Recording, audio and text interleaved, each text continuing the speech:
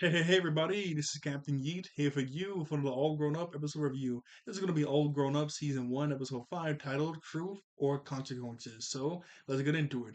So, the very beginning of the episode starts off with Tommy recording on his video camera about how you can find beauty in the most odd places. And when he says this, Angelica slams on the window of the Java lava. Now, there's a reason she does this, but it's so funny when she did that. 'Cause I was not expecting that. And right after this, the opening happened. So like, throughout the whole opening, I was just cracking up. I was cracking up after I saw it. I'm like, what is Angelica doing?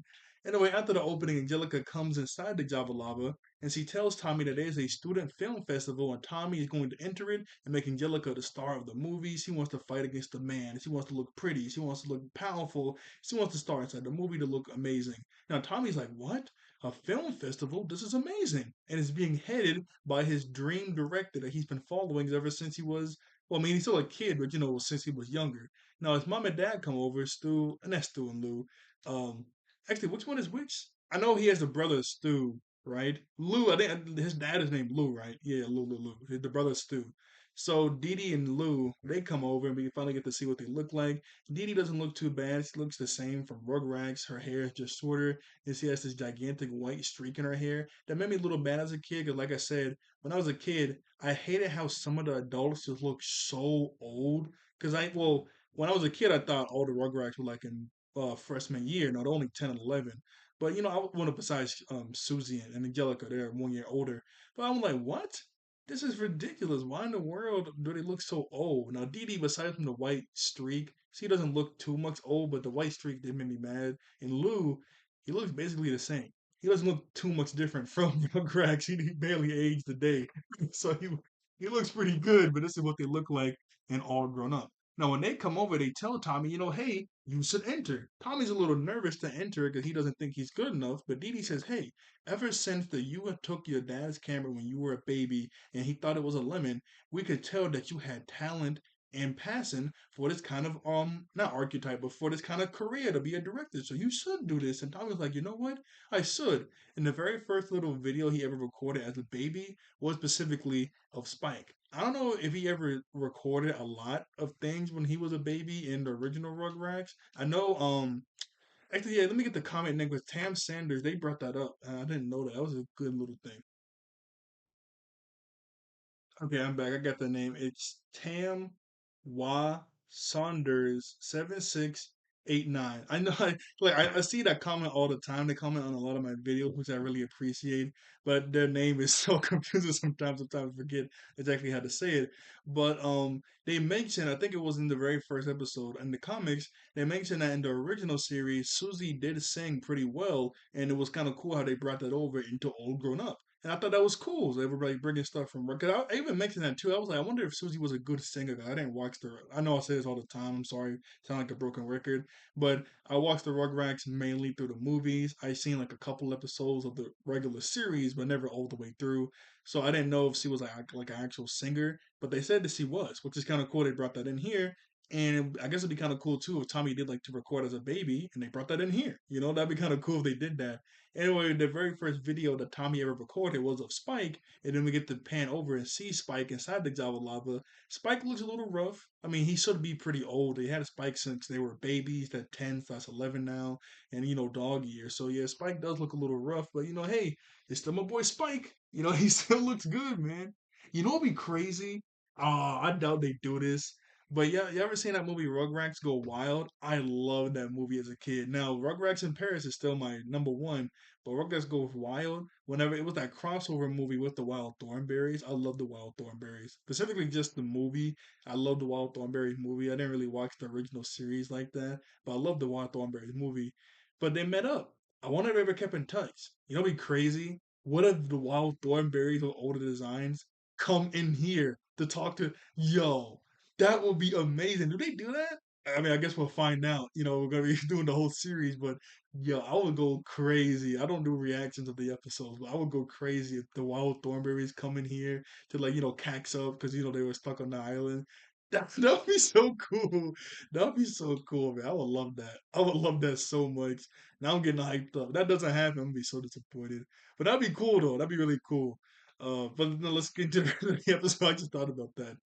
Anyway, after that, Betty, she comes over and she has this thing called the star maps, and it's saying that Mercury isn't in the right places, so to be in the solar system, and because of that, it's gonna throw Earth all out of whack.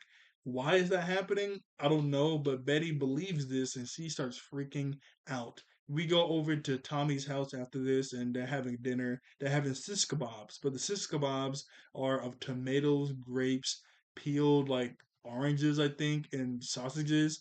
And this is because this was Dill's night to pick the dinner, and this is what he wanted his sis kebabs to be like. Tommy doesn't really want to eat these kind of sis kebabs, but Dill, he is chowing down, boy. I mean, that boy is going to town on these sis kebabs. And then Dill, he gives his mom and dad a permission slip. They're like, oh, what is this permission slip for? Is it for a field trip? Is it for you can like do some sort of science experiment? He goes, no, this is specifically for me to go to the vice principal office. So Pangborn is the vice principal. He's not the actual principal. So we still have to figure out who that is. So they're like, what did you do? Are you in trouble? He goes, no, Pangborn just said that I'm unique and he wants to talk to me. That's a little concerning, but I guess it's whatever.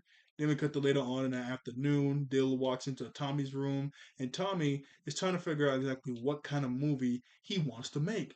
At first, he thinks maybe I should make like a spy thriller movie. And then we cut over to what it will look like, and we see Phil and Lil in a spy thriller movie dodging lasers, which is so cool. I love whenever this kind of stuff happens in shows to where you see something in the opening and then you see what it actually looks like in the show. Like I love when that happens. But yeah, that scene of Dill and sorry, not Dill, Phil and Lil running through lasers. That's from this Tommy thinking about what kind of movie he wants to make. I thought it was gonna be like a laser laser tag, that kind of place. I thought it was gonna be from that, but no, this is Tommy thinking maybe I should make like a spy movie with Phil and Lil. But he goes, nah, that's not gonna work because they're gonna argue, not gonna disable the bomb, and then everyone's gonna die and the earth is gonna blow up. So then he's like, well, maybe I could make a musical. Now when he says this, we cut over to all the Rugrats laying down and they sing for like 2 seconds, then it cuts away. That had me laughing. I'm like, the singing was good. Why didn't we see something more? Maybe they were singing a copyrighted song to, you can only sing it for 2 seconds, but I thought it was kind of funny. They sung for 2 seconds and it cuts away. It was also really funny was it's every Rugrat besides Kimmy. It's literally everybody but Kimmy. Well, actually, I guess besides Tommy too, but Tommy's the one thinking of this, so I guess Tommy wouldn't be in it. But it's all the Rugrats besides Kimmy. I'm like, you couldn't add Kimmy in here? Why is it everybody but Kimmy? I found that kind of funny. Like, what? Why is it literally everyone but Kimmy at the beginning? And then lastly, he goes, maybe, oh, I could make a murder mystery. Then we cut over to a black and white movie. We see Angelica in a trench coat with her hair parted to the side, covering her eye. We see Chucky wearing like a poem. Well, not a poem, but a parrot. Not a parrot. What's that junk called? A poet. You know when they go to those in movies they go to those like poem readings and they wear like a fedora hat thing and all black. You know what I'm talking about. But he's wearing that. But Angelica, I was like, why does he look so cool with this giant trench coat hair over her eye? I'm like, what? And in this scenario, Angelica just killed somebody, and Chucky's supposed to clean up the mess. I'm like, this is crazy. But he goes, nah, that's not gonna work. Especially since Dill's supposed to play the dead body, he's gonna have to get up to pee. So then he's like, what can I make? Hey, I got it. And then we cut over to them filming a space alien movie. Now this is funny because all the aliens in this movie, the hands are thongs. Well, not thongs. Tongs. What you use to get food off in a buffet. Not thongs, tongs. So they're using that, and it's also funny because Phil and Lil are a two-headed alien in this movie, and when they're talking, they're wearing Betty's T-shirt from the original series as their main body. I didn't notice this at first, but later on in the episode, I was like, wait a second, that T-shirt they're wearing to be one big body looks so familiar. What is that? I'm like, oh wait, that's the that was cool. That was really cool. Like, oh, they brought the T-shirt back. It's kind of crazy they can both fit inside of it. That's a big T-shirt. It wasn't really that big in the original, but yeah, that's kind of cool. They can both fit inside of it, and they brought that back.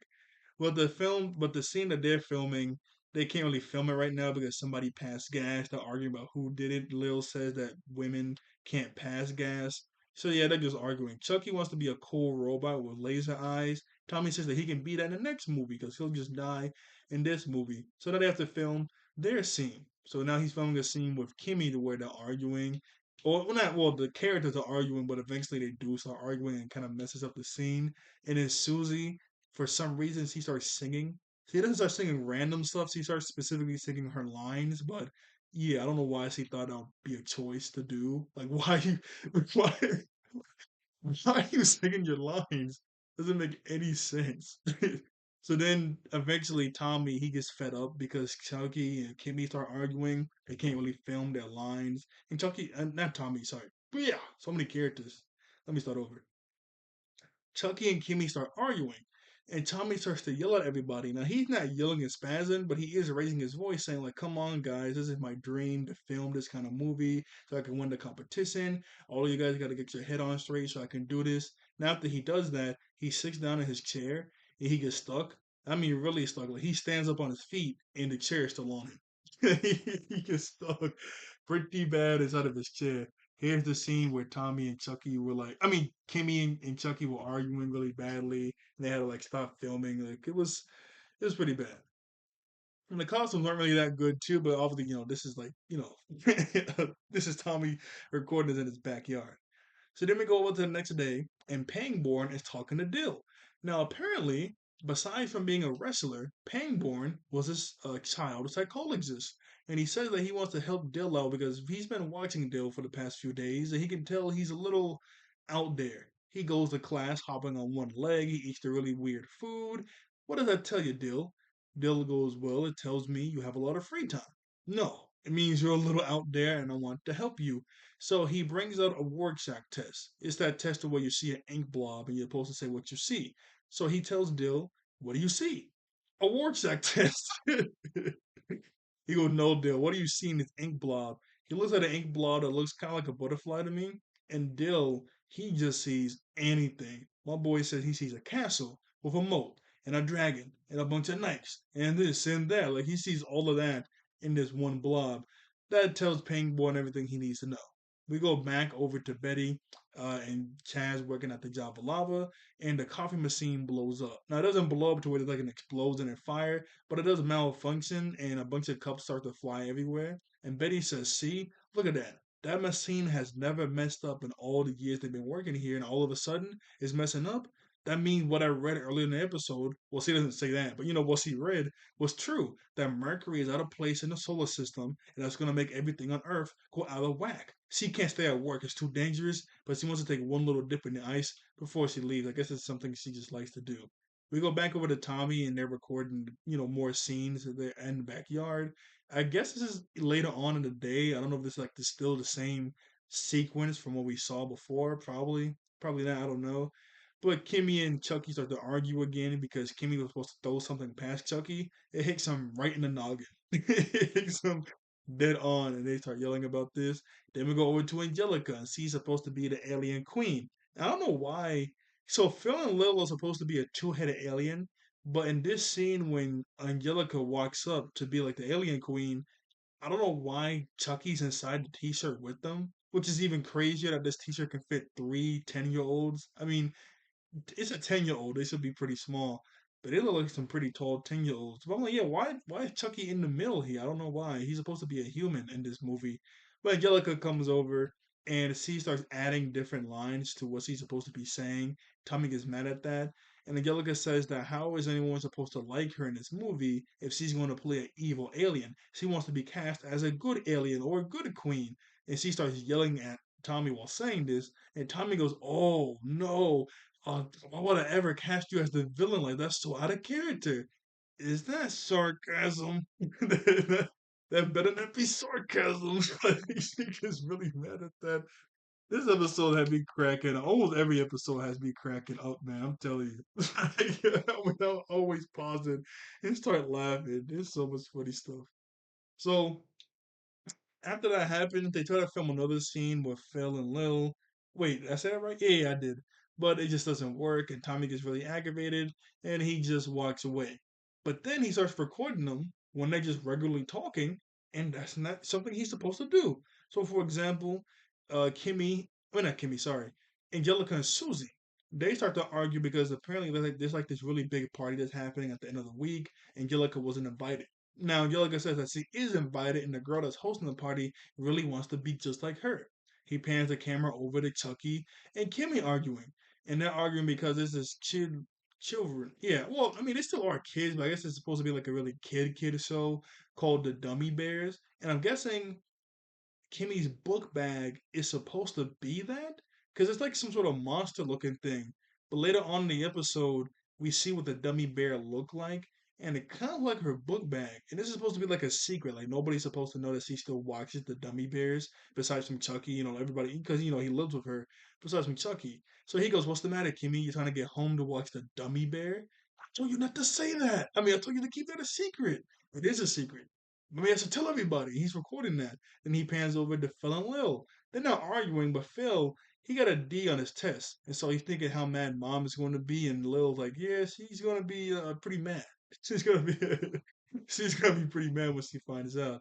And I'm like, yo, what is Tommy doing? Now, later on in the episode, we do figure out why he was doing that. And he explains why. But still, that's kind of wild. He's recording them arguing and just talking regularly. But this scene with Chucky and Kimmy just had me laughing because obviously they all grown up together. They all know each other, but they still have their own little secrets and stuff and own personal lives in their own individual houses. Like with here, she doesn't want anyone to know she still watches the Dummy Bears or anything like that.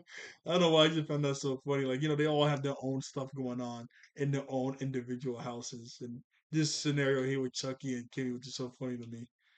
So after that, we cut over to Tommy and Dill watching the footage of what I just talked about, of everybody arguing, talking about stuff. Now, Tommy says the reason why he was recording that and the reason why he wants to use this as his movie besides from the alien stuff is because this is real. This is real life stuff that everyone can agree on and not agree on, but what's it called? Um, sort of socialize with like people like oh that's just like me they can connect. That's the word, connect with this kind of stuff. And Dale says, you can record me in my session with Pangborn later today. He goes, yeah, that's really real, let's do this. Tommy is like smoking. I don't know what he's thinking, because how is this a better movie than the alien stuff he was recording earlier? Because the alien stuff has plot, it has a character, it's a movie. This is just random scenes of your friends and their personal stuff they don't want anyone to know. Like, why was like, what? Because it's just gonna be like it's just gonna show Tommy and I mean, sorry, I keep saying Tommy. It's just gonna go Chucky and Kimmy arguing. Then it's just gonna cut over to Phil and Lil arguing and talking about how bad their grades are. Like, what? How is that a movie? I know there's like, I'm thinking because when I was thinking about that, I was like, what is that movie Jackass? Which is just them doing a bunch of stunts, but I mean, them doing crazy stunts, hurting themselves, cracking jokes, them talking to each other. That's a movie. This is just personal business, just talking. You're like, how's that a movie?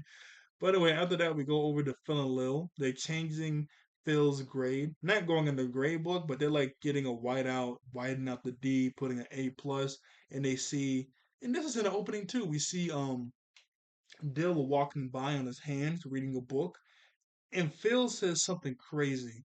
He says, I wonder what Dill would have turned out like if we never dropped him on his head. I was like, what? First the vase with Kimmy, now this. Now obviously that's a secret. Nobody knows that. But they were holding him as a baby and dropped him on his head. I know that's like a classic joke in any like show. Like when you dropped on your head, or in real life, you say that. But that's wild. Dropping a baby on their head. This is like confirmed lore. And this comes back into play later on. But that is so crazy. They actually dropped him on his head. Jeez, man. That is wild. So after that, we go over back to Pangborn and he's talking to Dill again. And Dill is just making Pangborn matter and matter with all the crazy stuff he's doing. So he goes, you know what? Just leave. I want to talk to the people that made you, his mom and dad. He tries to leave, but the door is locked. So Pangborn just destroys his door open. So he doesn't have a door anymore. That's how mad he was. We go back over to Tommy and Dill watching some more footage, and inside this footage, he got Chucky playing the drums, but he's not too good at it. And all the parents even say, yeah, he's not that good at playing the drums. But Dee Dee says that you have to support your kids no matter what, which is true. But not with everything. Not with anything. And if they're doing something they're just not good at, maybe tell them to practice more, or maybe you should go on to, don't be mean about it, but, to do something. And we get to see Kira. Now, Kira looks different. Unless they change her design later on, I don't remember her hair looking like this. I remember her hair being longer, and she looks kind of young. I'm not gonna lie. And the Kira I know looks older, so maybe like a later episode where they change her design, but we just kind of see her in the background in this one scene and another scene. But maybe they do change her design because the design I know it looks a lot different. And so he gets he records that, he records Kimmy watching the dummy bears and a few other things. And then Dill, he goes, geez, them saying Chucky kind of sucks at the drums is kind of harsh. Tommy goes, yeah, but they're just speaking the truth. Dill's like, yeah, they're speaking the truth, but in the comfort and privacy of their own backyard. They're gonna be kind of mad when you upload this video and show it to the whole school at the film festival. Tommy's like, what, you think so? I mean, yeah. But I mean, hey, that's you though. Tommy's like, yeah, you know what? People will be pretty mad. I mean, these are like their private thoughts and stuff like that. I mean, yeah, and then you're secretly recording Kimmy through her window, watching a show. Like, what is Tommy thinking? Now, Tommy does specifically say that he was so caught up in the whole just trying to get something so real that he wasn't even thinking about people's feelings and stuff. But now that he's actually thinking about it, he goes, yeah, people will be pretty mad at me for secretly recording them, getting their private starts and stuff. I mean, yeah, duh. Like, what? What are you doing? And Kimmy's wilding. If I'm watching like a kid show, I want no one to know about, like, I don't know, like this or something. Door closed, curtains closed. Kimmy's just wilding. I mean, she is in the comfort of her own home, but still, I don't know why this. But anyway, yeah, Tommy, he's like, you know what? Yeah, that is true. But I want to sell them something real. So what should I do? Just sell them the alien stuff, or sell them this? I'm like, Tommy, this isn't even a movie. This is so dumb. Like, what this reminds me of? This reminds me of what's it, a star in the forces of evil. There was a part during the series to where every not Mumi, what was the kingdom called? Mumi, I forget. But you know what I'm talking about. You know the kingdom stars from. So that every queen at a certain age has to get like a ballad, basically a song written about their life up to their point. And Star, she had a song written about her. Now her song was a lot different than all the other queens. It's supposed to be like a really slow, nice song, sung by a harp. Her song had an electric guitar, talking about how she goes crazy with magic and kung fu, fighting monsters. A lot different than other queens, but she still was writing about her life, and her mom didn't mind it. She thought it was kind of cool. But the part that had me so mad, spoilers for these are spoilers for Star in the Forces of Evil. You haven't watched it yet. It's an old show, but it's just still you haven't watched at least the spoilers. Actually, before I say the spoilers, let me grab something. I have anything Disney? Oh, I do. I'll grab. I grab this. Okay, so you see Violet. I'm putting her down. When I put Violet back on the screen, I'm gonna say spoilers for it. Like I said, I know it's an old show, but there's probably somebody out there that hasn't watched it that's gonna watch it. So three, two, one. Okay, so I'm saying spoilers as long as I have this on the screen. So remember there was that part of the song where she starts to tell all the secrets about Mumi. So remember, what's his name? Ludo. Remember that monster bird thing? Remember he took the book of spells that she had from generations of queens. She took that. He took that. Then he took her wand or something else. And then her mom lied to the High Council about everything that happened to keep the peace. Which is like, back in, like, it's just 50-50. They sort of done that on that. But, that's private information. And Star put that in the song. Obviously, her mom and dad are mad about that, but Star was like, well, I can't lie. I don't want to, put lies in my song. I'm like, I understand that, but you didn't have to put that. Like, come on now. Like, obviously, her mom should be mad at that. And she was like, Mom, it's whatever. You shouldn't be mad at this. I'm like, what? Star, are you smoking? Why would you put that in the song? Like, what is wrong with her? I was so mad when I saw that. I was kind of glad he put the whole Marco part in there to get her back. They're not the same level, but still, I'm like, this is ridiculous, Star. I kept thinking about that when I was watching this episode. But rant over. Okay, sorry about that. Taking up time from the episode. Sorry about that. So Dill, he tells Tommy, every great artist has to come to this kind of choice. Think about Van Gogh. He was so passionate about his art that he cut his own ear off, and he lost a lot of friends and family, but he chose to do what he loved. Tommy's like, I'm pretty sure he was just crazy. That's why he cut his ear off. Potato but tomato, and you're just gonna have to do what you have to do. Well, what is that? I don't know, but this is what you have to do. We go over to Angelica. She comes inside of their house and she said, "Oh, sorry." She says that she wants to see what Tommy has recorded so far to make sure that Tommy shot her in the best light. And once he does this, nobody's home besides from Dill, and for some reason he's upside down, crisscross applesauce in his chair. So once he's walking upstairs to go to Tommy's room to look at the tape, Dill, can hear Angelica yell all this. He runs over to Tommy's room before Angelica and he stands in front of the TV. Angelica tells him to move out the way or she'll move him out the way. He goes, over my dead, lifeless corpse of a body. Then we jump cut to her watching the tape and she tied him up on a chair. Oh, that was funny, boy. She beat him so easily. I mean, she is a good chunk older than him. She should be a lot stronger, but it was just so funny. I thought he put up more of a fight. Over my lifeless body. Instant jump cut. He's tied up in the chair. That was funny, boy. What's it? Dill. Dill is funny. So Angelica is watching the tape and all the stuff that we saw before, all the private stuff she saw, and she's getting really mad at it. So then she tells all the other Rugrats to come over and she plays the tape. All the stuff that we saw, some stuff that we didn't see yet, and obviously all the Rugrats are really, really mad that Tommy will record this and he was gonna actually plan to show this off to the whole school. And so Angelica says that we should destroy this tape and sue. Everybody gets up and yells, yeah, besides from Chucky. And Kimmy's like, Chucky, aren't you mad that you know? Oh no, actually, I thought they were gonna agree with Tommy because when they started to watch the video, there was that one part to where Tommy and Kimmy were arguing, and oh no, sorry, I keep saying Tommy, where Chucky and Kimmy were arguing, and Chucky and Kimmy were looking at each other like, oh man.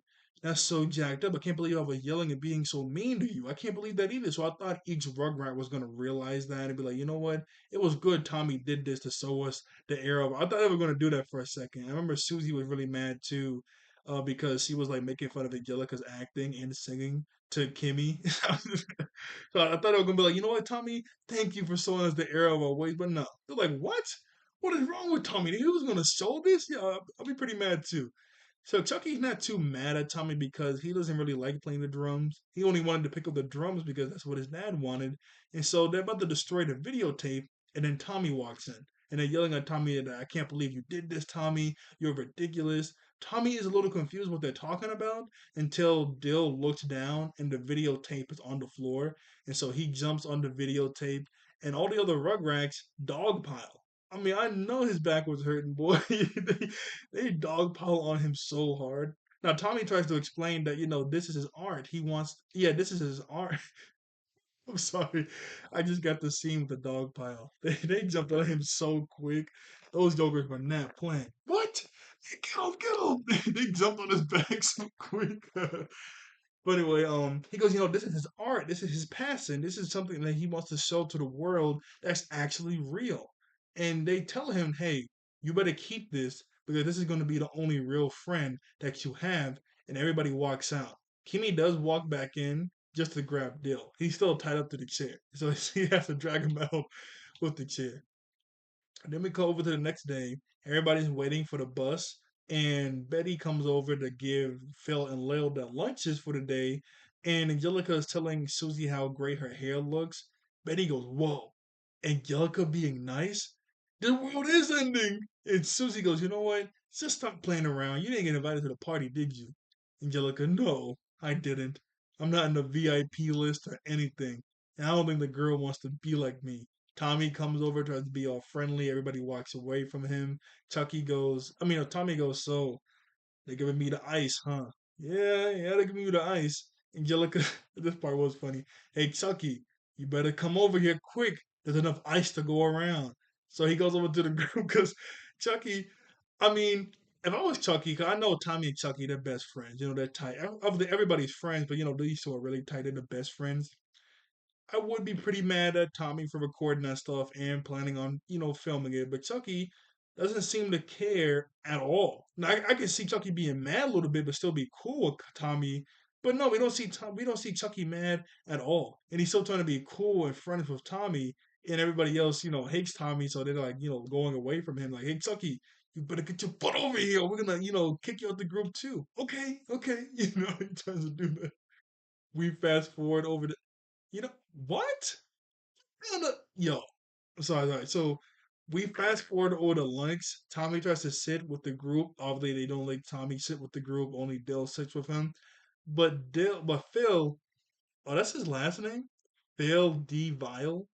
I didn't know that was their last name. I knew the name was Phil and Lil. I didn't know it was D. Vile. Okay, now you learn something new every day. Only really knew Chucky's last name, Finster, and Kimmy's, and obviously Tommy's and Dill's is Pickles. That's all I knew. I never knew the rest of the Rugrats' last names. D. Vile. Huh. But anyway, Phil, he changed his grade back to a D so he wouldn't trick his mom because it was the right thing to do. And we get a close up of the picture. What kind of math is this? This is the kind of math that's this is the kind. There's literally no numbers. It's triangle plus square equals. This is the kind of math we're doing in 10th grade in high school. My goodness. I know this is probably supposed to be a joke. It's a cartoon just showing something really confusing, but this is funny. Divide sign divided by a circle equals what? I hated that kind of math. I didn't even take that kind of math actually. After I took math two, 'cause it was math one and math two. After that, there's like, the stuff after math two, like geometry and physics and stuff. I suck at math. That's one of my worst subjects. I could not do it. So instead of taking like the higher ups of maths, what my counselor said I could do was take what's it called, carpentry. I didn't have to take those other classes that's higher up in math. I just took carpentry and graduated high school. Now they said I was allowed to substitute those math with carpentry because carpentry had math in it, which I guess I can just substitute for that. Oh, thank God, man! Like thank man. That's only from God because I could not do. I could barely handle math too. I know I could not handle the higher ups. The only math class I actually ever did really good in the whole semester was eighth grade. Eighth grade, we had an amazing math teacher. Actually, I failed math two the first time.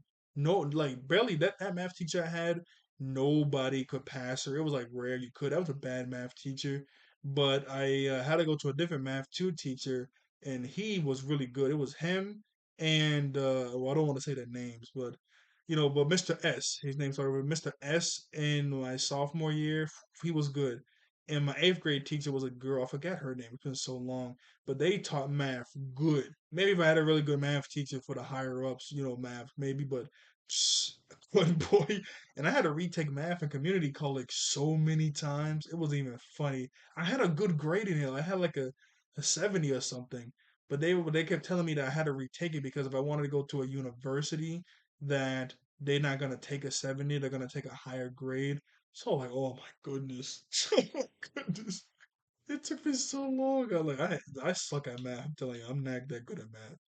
But anyway, we go over to Tommy and Dill chilling at lunch, and Tommy's really nervous because obviously he knows that if he uploads this video of all his friends' personal stuff and family, they're never gonna talk to him again.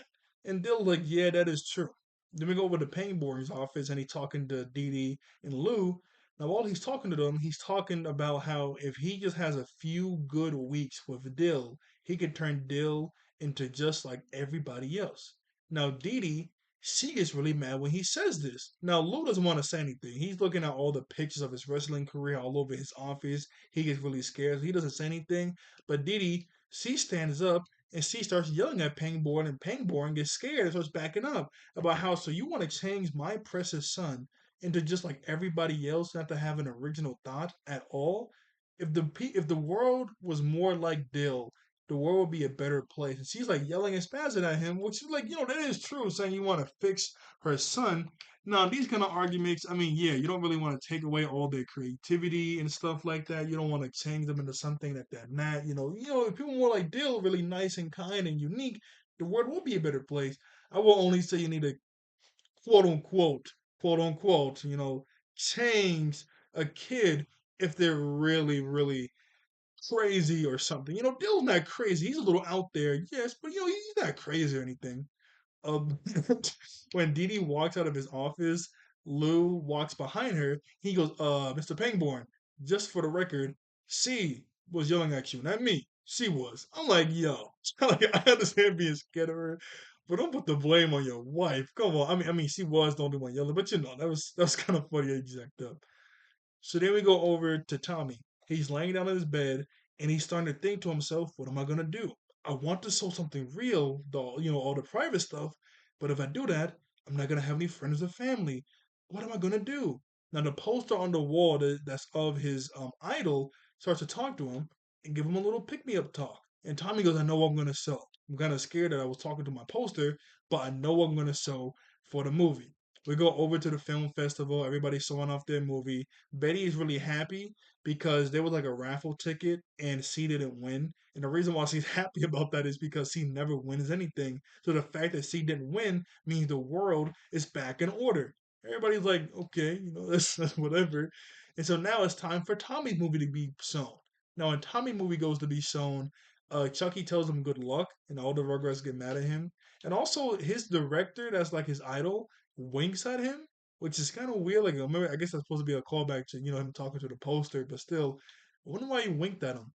But Tommy starts to show his movie, and at first it does show Chucky and Kimmy arguing, but then it splices it in with a video of Tommy. Sorry, I keep saying Tommy, of Chucky and Kimmy as babies sleeping next to each other, which is really sweet. But it's also kind of jacked up because that's what he does for the rest of the movie.